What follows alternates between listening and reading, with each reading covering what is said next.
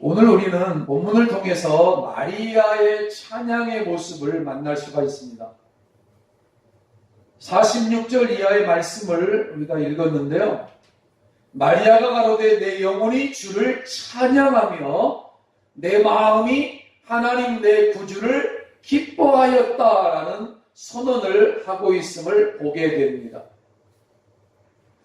천주교 신자들은 이 47절의 의미를 바로 깨닫게 되어진다면 아마 깜짝 놀라게 될 것입니다.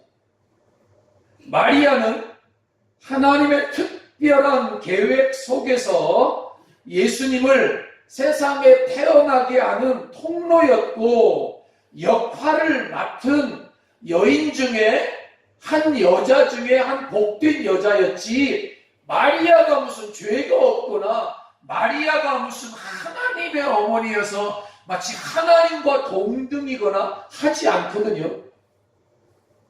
그 자신이 지금 하는 말을 우리가 한번 들어보자고요. 마리아가 말하는 거예요. 마리아가 가로되 내 영혼이 주님을 찬양합니다 하는 말을 하고 있잖아요. 근데요, 천주교 신자들은 마리아를 찬양하고 있어요. 마리아를 뭘 몰라도 한참 잘못은 왜 마리아를 찬양해? 마리아는 찬양받을 대상이 아니고 마리아는 찬양할 대상이잖아요. 내 영혼이 주님을 찬양합니다 이랬는데 천주교 신자들은 주님을 찬양하는 게 아니라 마리아를 찬양해. 천국에 있는 마리아가 아마 이 성탄절만 되면 막 좌우란석일 거예요. 나 좀 그만 찬양해라. 왜 나를 높이냐 이 바보들아. 예수님을 찬양해야지. 아마 그러지 않겠어요? 안 그럴까요? 나 그런 생각을 해요. 내 마음이 하나님 내 구주를 기뻐하였다 이러잖아요. 마리아의 마음이 뭐예요? 마리아의 마음이 하나님 내 구주. 그러니까 지금 말구에 나신 지금 성령으로 잉태되어진 그 아기가 하나님이라는 걸 아는 거예요. 마리아는. 그리고 그 하나님이 나의 구원자로 예수님으로 사람의 몸을 입고 온다는 사실을 알고서 마리아는 뭐 한다고요? 내 영혼이 내 마음이 기뻐해서 어쩔 줄 모른다는 거잖아요. 지금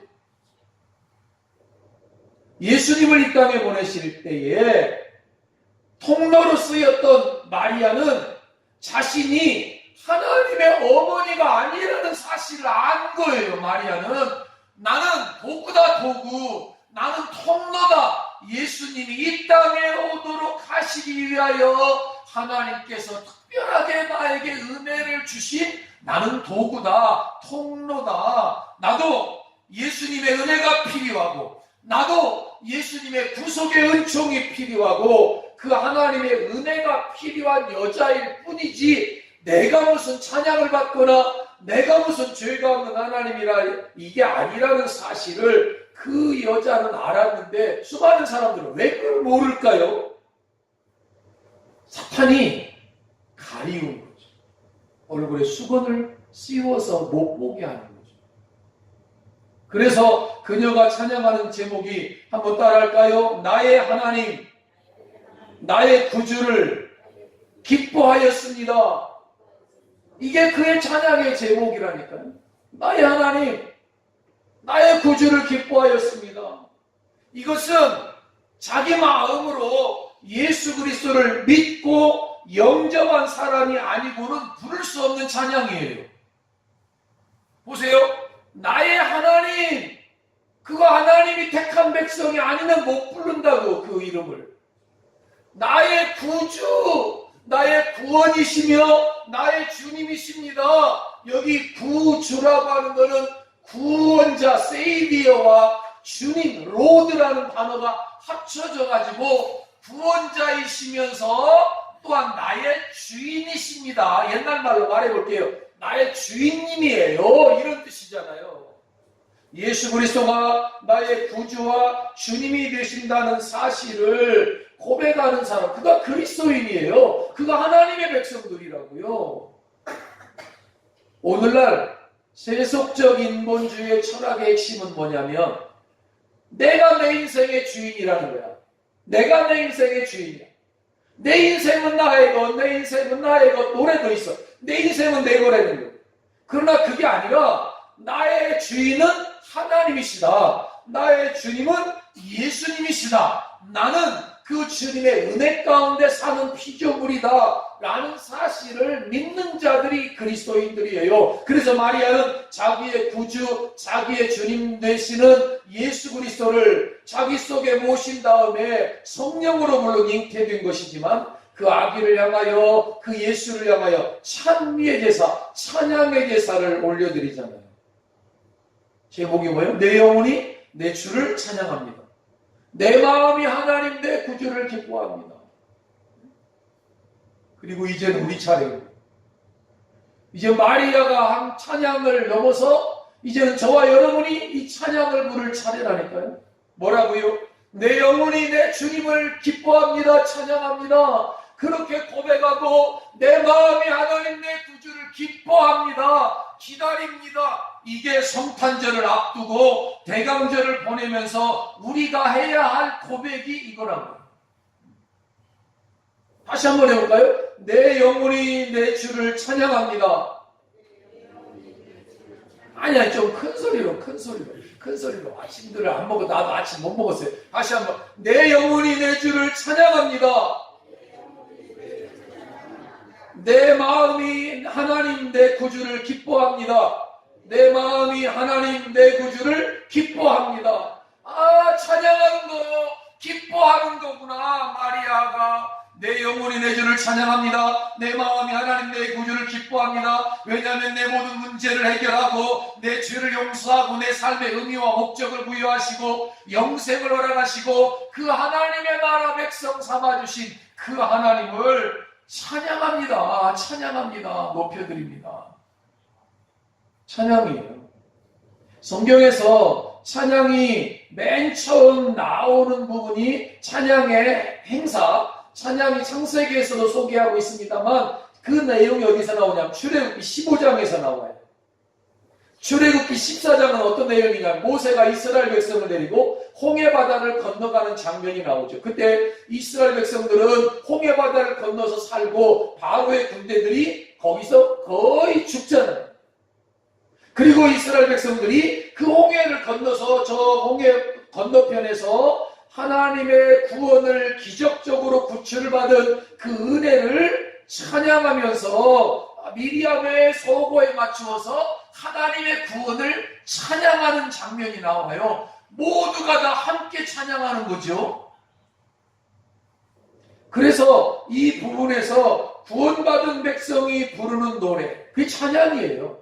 찬양. 자, 구원받았어요. 애굽의 그 홍해에 갇혀 죽는 게 아니라 그 군대들에게 맞아 죽거나 잡혀 죽는 게 아니라 구원해 주신 하나님의 은혜를 감사해서 거기 구원받은 사람들이 한 사람도 예외 없이 모두가 다 그 찬양에 동참했을 거라고요. 어떻게 그 구원받았는데 어떻게 입을 다물고 있냐고. 어떻게 입을 다물고 있어.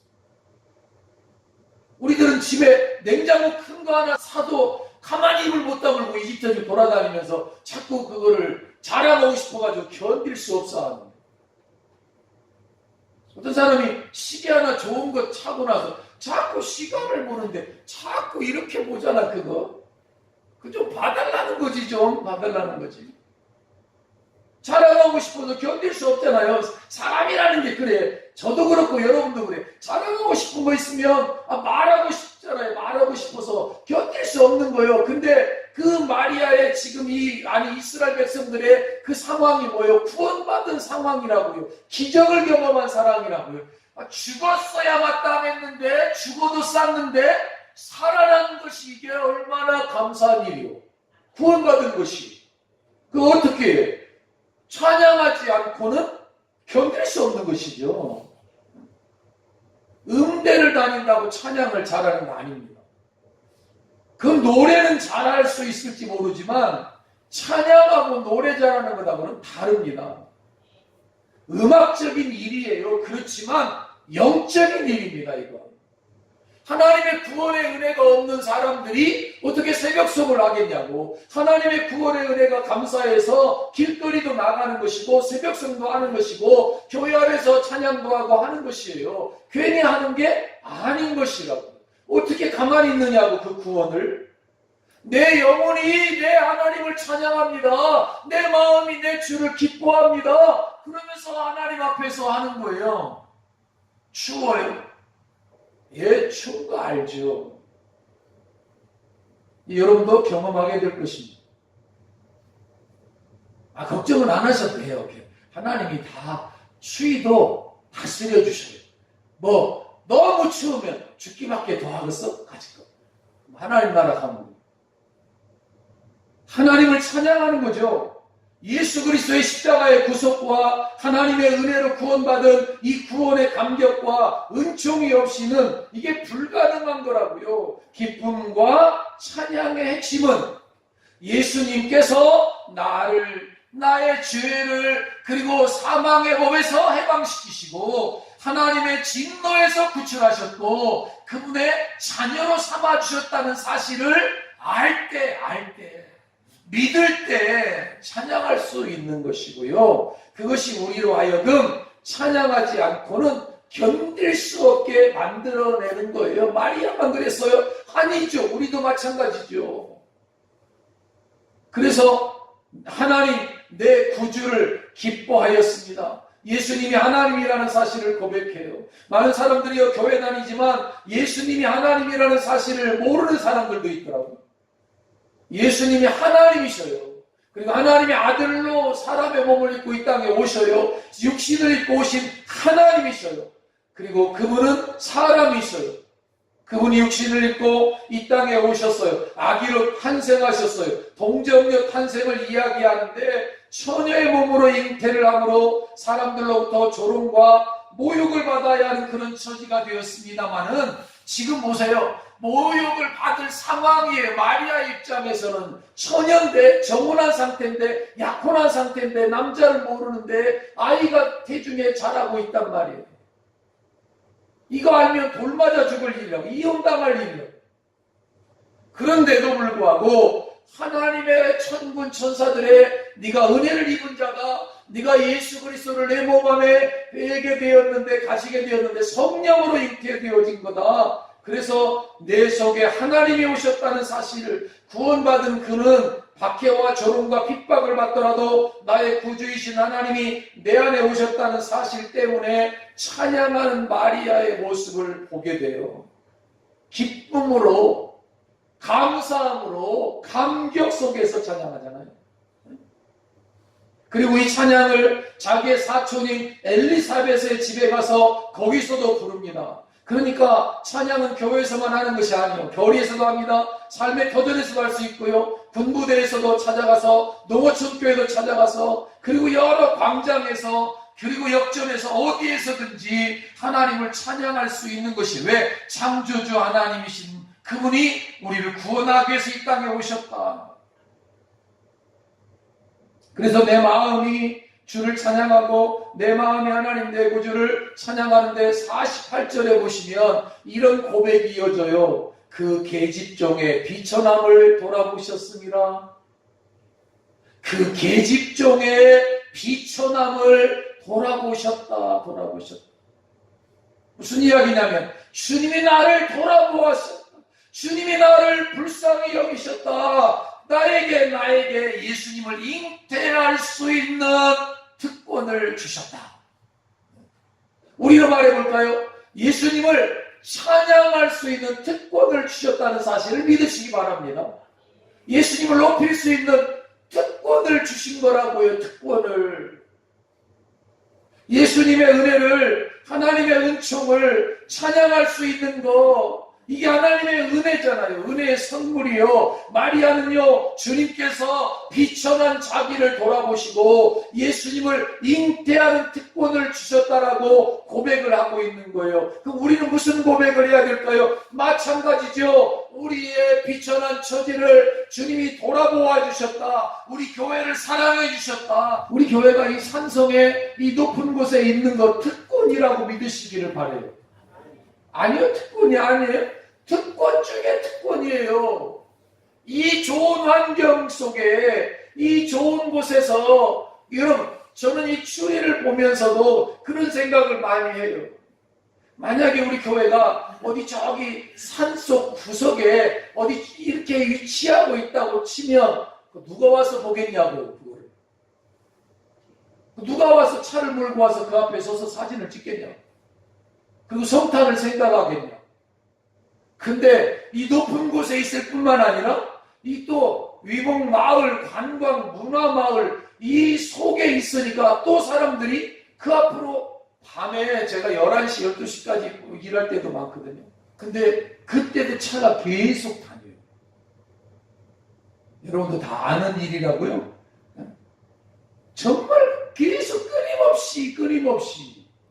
물론 우리 교회까지 쏙 들어오면 좋겠지만 나중에 점점점 가까이 오겠지 이제? 뭐 그렇게 되지 않겠어요?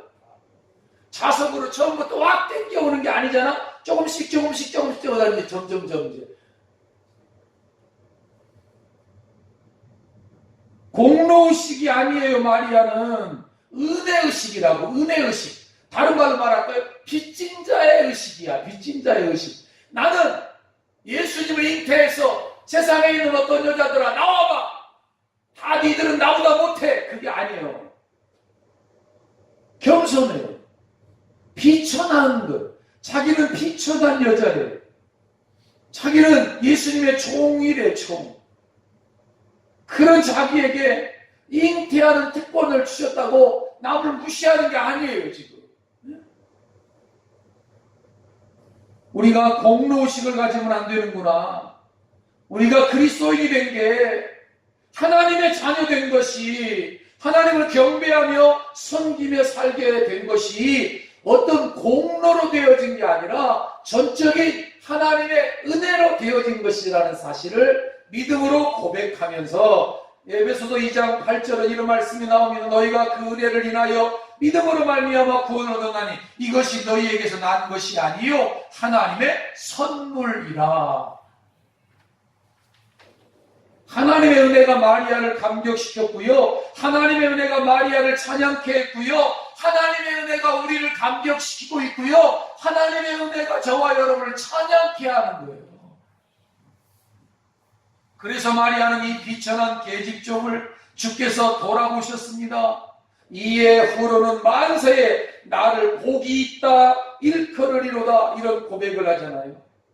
하나님의 은혜를 입어서 이런 고백을 하는 거예요. 만세에 기억될 수 있는 놀라운 축복을 고백하고 있잖아요. 이것이 그리스도의 구원을 체험한 마리아의 영광의 찬양의 제목이었어요. 49절에 가보니까 능하신 이가 큰 일을 내게 행하셨으니 그 이름이 거룩하시며.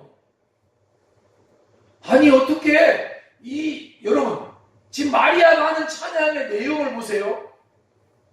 너무너무 깊이가 있잖아요. 이게 어떻게 이렇게 정제된 언어를 쓰면서 깊이 있는 내용이 그 속에 들어가 있으면서 군더더기도 없는데, 아니 마리아가 서울대학을 다닌 것도 아닐 텐데 이게 어떻게 이런 말들을, 이거 쉬운 말이 아니잖아요.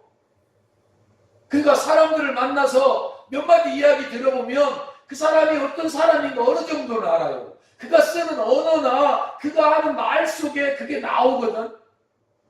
그게 묻어나온다고요. 기도 소리를 들어보면 알아. 영적인 수준이 어느 정도인지. 뭐 그걸 꼭 테스트해보겠다는 이야기가 아니라 그게 그 가슴 속에 먹은 것이 나오겠지. 먹은 것이. 안장호 목사를 누가 쿡 찔러면 뭐라고 나올까? 찬양 이렇게 나오겠지. 어떻게 이런 말을 할까? 능하신 이가 큰 일을 내게 행하셨습니다. 그 이름이 거룩하십니다. 하나님을 자기 안에 잉태할 수 있었다는 사실보다 더 큰 일이 어디에 있겠는가? 그래서 마리아는 전능하신 하나님이 자기에게 일을 행하셨는데 큰 일을 행하셨다는 거예요. 하나님이. 여러분 삶을 살다 가끔 큰일 났습니다. 큰일 났습니다. 여러분 아무리 큰일이라도 이보다 더 큰 일은 없어요. 하나님이 사람의 몸을 입고 오신 이거의 큰일이야 이게. 그래서 한자로 이거를 대사라고 해요. 하나님께서 대사를 이루셨습니다 이러거든요. 아멘 좀 하셔요. 왜 가만히 입을 다물고 계셔. 하나님이 큰일을 이루셨다는데 하나님의 큰일이 하나님의 큰일이야. 집에 가서 아멘 하려고 그렇게 하지 말고 여기서 하라니까. 여기서 대사라니까요. 큰일이 대사요. 근데 사람들이 이 대사가 뭔지도 잘 모른다. 그러면서요 이렇게 말해요. 결혼이 대사래. 결혼이 그 집 대사를 치는데 뭐요? 예수 믿게 됐나? 그게 아니고 자식 여우는 게 대사래. 인간들이 잘 몰라서 하는 짓이. 그래서 결혼을 뭐라고 표현했느냐 하면 세상 사람들은 들어보셨을 거예요. 일륜지 대사. 뭐 고개를 끄덕거리실 필요 없어요. 틀렸으니까 그 말이. 거기다 이거 해야 돼 이게 지금 제 말. 결혼은 일륜지 대사가 아니요. 대사는 하나님이 사람의 몸을 입고 이 땅에 오신 게 큰일이요. 그리고 그 하나님을 믿는 저와 여러분이 그리스도인이 되었다는 게 대사요. 이게 큰 대사인데 물론 하나님이 가정을 세웠어요. 하나님이 결혼이라는 제도를 만들었어요. 그래서 이 땅에 살아가는 모든 사람들은 다 하나님께 비치고 사는 사람들이요. 가정을 가졌다. 결혼했다. 그게 누구의 법칙이라고요? 하나님의 법칙이라니까. 하나님의 아이디어예요. 결혼이라는 제도가. 결혼을 왜 하냐 그랬더니 나이 들어서 한다. 첫날의 말씀. 가문의 대를 이어야 되니까. 그렇지 않아요. 결혼에 하나님의 목적이 있어요. 근데 그 결혼을 뭐라고 말하냐면 일륜지 대사라고 하잖아요. 그 말의 뜻인 즉 이런 거예요. 인간의 일들 중에 큰 일이다 이렇게 생각을 하는 거예요. 그러니까 결혼을 하나님이 만든 결혼을 인간의 일로 내려놔 버린 거예요. 그러고 나니까 이혼율이 이렇게 높아지는 거예요. 그리고 여자는 돌아서면 남남이래. 우리 집에는요 안씨가 4명 살고요 홍씨가 하나 살아요. 이상해요. 다 안씨여야 되거든. 무슨 뜻인지 잘 모르시는구나. 어디 가서 고아로 있는 아이를 하나 데려가서 우리 가정에 입적시키면 성이 바뀌어지지. 그 식구로 바뀌어지잖아. 그럼 한 여자가 한 집안에 결혼해서 들어왔으면 조 집사님은 조 씨가 아니어야 되는 거예요. 이 씨여야 맞는 거예요. 그랬더니 어떤 여자분들은 기분 나쁘다 그러대. 자기 성이 바뀐다고. 아니에요. 그 한 가족이 되어지는 거예요. 그게 성경의 법칙이에요. 근데도 여전히 여자는 돌아서면 남남이고 아이 못 낳으면 소박 보내고 뭐 이따위 짓을 하는 거예요. 유교가 그런 짓을 했거든. 근데 일륜지 대사가 아니라 한번 따라할까요? 결혼은 천륜지 대사다. 천륜지라는 말은 뭐냐면 하나님의 일들 중에 큰 일이다 그런 뜻이라니까. 결혼은 인간의 일이 아니에요. 땅의 일이 아니라고. 땅의 제도가 아니라니까요. 천륜지야. 하나님의 일들 중에 큰 일이야. 그래서 마리아가 결혼을 통해서 요셉을 통해서 결혼을 통하여 잉태하고 잉태하는 축복이 하나님의 법칙입니다. 여러분. 여자들은요 그 복을 축복으로 받아들여야 되는 거예요. 그게 축복이라니까. 아이를 잉태하는 게 축복이에요. 산자의 어미가 된다는 게 얼마나 큰 축복이에요. 마리아만 그래요? 우리 모두도 구원받은 우리 모두도 하나님의 큰 일을 경험한 사람들이잖아요. 커다란 일을 경험한 사람들이요. 그래서 성경은 이렇게 말해요. 히브리서 2장 3절에 우리가 이같이 큰 구원을 등한히 여기면 지피하며 큰 뭐요? 구원. 큰 은혜, 큰 십자가의 은혜, 예수님의 탄생. 이게 다 큰일이라는 거예요. 큰일. 작은 일이 아니에요. 세상에 어떤 일보다 큰일이야. 51절을 이하에 보니까 그의 팔로 힘을 보이사 마음의 생각이 교만한 자들을 흩으셨고 권세 있는 자를 그 위에 내리치셨으며 비천한 자를 높이셨고 줄이는 자를 좋은 것으로 배불리시며 부자를 공수로 보내셨도다. 이 말씀의 뜻이 무슨 뜻이냐면 예수님이 잉태되어질 때 세상에 수많은 여자들이 있었죠. 잘난 여자들, 똑똑한 여자들, 부자인 여자들, 많은 여자들이 있었는데 하나님이 누구를 선택한 거요? 마리아 자기를 선택한 거요. 그거를 생각할 때 하나님이 나를 선택한 이유를 들려면 나는 모른다. 몰라 나는. 나는 아는 것 딱 하나다. 하나님의 은혜를 인하는 것만 안다. 왜 나를 선택했는지, 내가 자격이 있어서 공로 있어서 그게 아니라 하나님 앞에 이 겸손한 마음으로 천사가 나타나서 마리아야 무서워 말아라, 전능하고 거룩하신 이의 능력이 너를 덮을 것이다 라고 말할 때 한번 따라할까요? 말씀대로 이루어지이다. 여자가 이런 말을 해요. 주의 말씀대로 내게 되어지래. 내게 잉태. 저는 이렇게 생각해요. 그 순간을. 그러니까 천사가 와서 마리아에게 수태고지라 그래요. 잉태한다는 사실을 알려주는 장면인데, 저는 어느 순간에 성령이 마리아의 몸에 들어와서 잉태했을까? 이런 생각을 해보는 거죠. 개인적으로 마리아가 이렇게 말할 때 말씀대로 이루어지이다. 그 순간에 하나님이 잉태하시는 복을 주지 않았을까? 이 가난한 마음, 이 겸손한 마음, 하나님의 역사를 받아들이는 이 마음. 그럼 저와 여러분들은 어떤 때요? 우리가 아멘 할 때, 아멘 할 때. 하나님의 것을 받아들이는 게 겸손이거든요. 마리아는요, 목마름이 있었던 여자예요. 의의 주림이 있었던 여자예요. 그에게 임한 하나님의 은총이 그 목마름을 해결해낸 거예요. 그래서 은혜를 찬송해요. 그리고 찬미해요. 그리고 이제는 우리 차례예요. 그래서 누가복음에는 마리아 이야기를 하면서 유독 처녀라는 말이 계속 나와. 처녀가 잉태하여 처녀가. 처녀인데 순종했다는 이야기예요. 처녀인데 맞아 죽을 줄 알면서 주의 말씀대로 되어졌으면 좋겠대 그랬다는 거야. 처녀인데 요셉과 파혼을 당해도 좋으니까 하여간에 주의 말씀대로 되어질 줄로 믿습니다.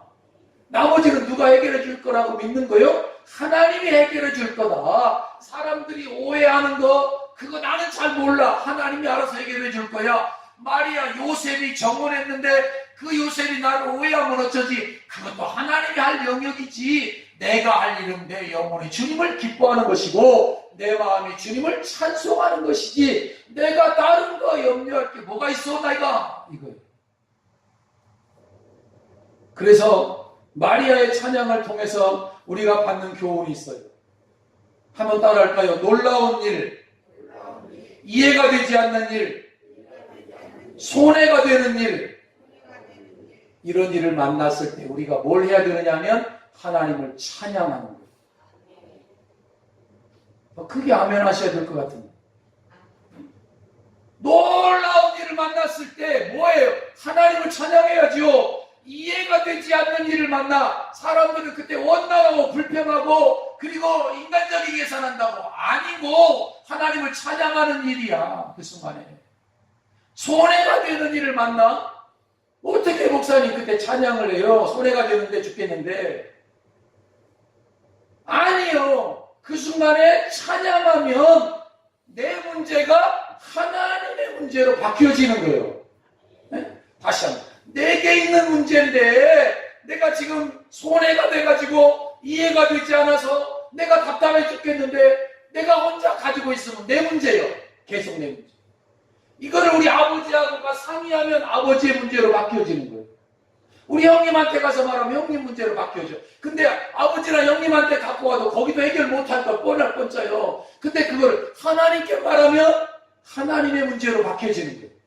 네 문제가 내 문제다. 염려를 근심을 다 가지고 내게로 와라. 내가 그 문제를 해결해 주마. 그래서 찬양이라고 하는 거는 기도이면서도 고백이면서도 선포인 거예요. 놀라운 일. 지금 천사 가브리엘이 처녀인 마리아를 보고 야 네가 수태하여 아들을 낳을 거다. 그 이름을 예수라 하라. 왜 날 벼라? 왜 날 벼라? 처녀를 보고 아들을 낳으라니? 이제 정혼한 상태인데 이 웬날 벼락이야. 이게 앞길을 가로막아도 유분수지. 이게 도대체 무슨 황당무계한 소리야. 이 평범하게 그냥 결혼해서 가정 갖고 살고 싶은 여자에게 하나님의 아들이 잉태되어지는, 그랬을 때 마리아가 벌쩍벌쩍 뛰지 않았던 거, 찬양하는 거. 내 영혼이 주님을 찬양합니다. 내 마음이 하나님 내 구주를 기뻐합니다. 대개 사람들은 어땠을까요? 왜 나요? 왜 나요? 아니요. 저 옆집 여자한테 가세요. 나 말고 왜 하필 나요? 왜 하필 나? 놀라고 원망하고 거부했을 거지만 마리아는 주의 말씀대로 이루어지기를 원합니다. 아멘. 저도 이런 생각을 해요. 아니 왜 하나님 이 찬양의 직무, 이거 빵 만드는 거, 길거리 나가는 거, 왜 이거 나한테 해요? 왜 나한테? 좀 저 큰 교회들도 많은데 좀 거기 좀 하면 안 돼요? 이런 생각이 들라고 하다가도 아니요. 이게 축복이구나. 왜 하필 나요? 아니라 오 주여 정말 황송하옵니다. 이게 마리아는요 찬양으로 받아들여요. 어이없는 일을 겪을 때, 상상할 수 없는 일을 겪을 때 여러분 하나님의 인도를 따라서 하나님께 맡기며 찬양하는 저와 여러분이 되기를 축복합니다. 맡기자고요. 주님 내가 감당하겠습니다. 말씀대로 이루어지이다. 그리고는 마리아가 그 찬양을 하는 장면을 한번 좀 더 보세요. 다 성경에서 나오는 걸 가지고 답을 하네. 천사가 말하면 그 말을 받아가지고 하는 말 한마디 한마디가 성경에 나오는 말로 대답을 해요.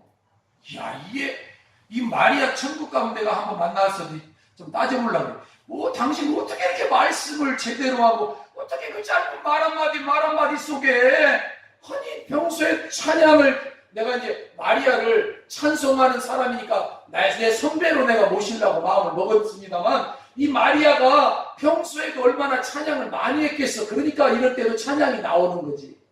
아니겠어요? 천명세는 한 번도 안 하다가 길거리 나가면 이게 열려? 안 열려. 창피해가지고 숨는다니까. 우리 강사 목사님이 전도지 들고 길거리 나가가지고 이렇게 전도지를 나눠주려고 하다가 사람들에게 나눠주면서 혹시 시간이 몇 시요? 그런 데잖아.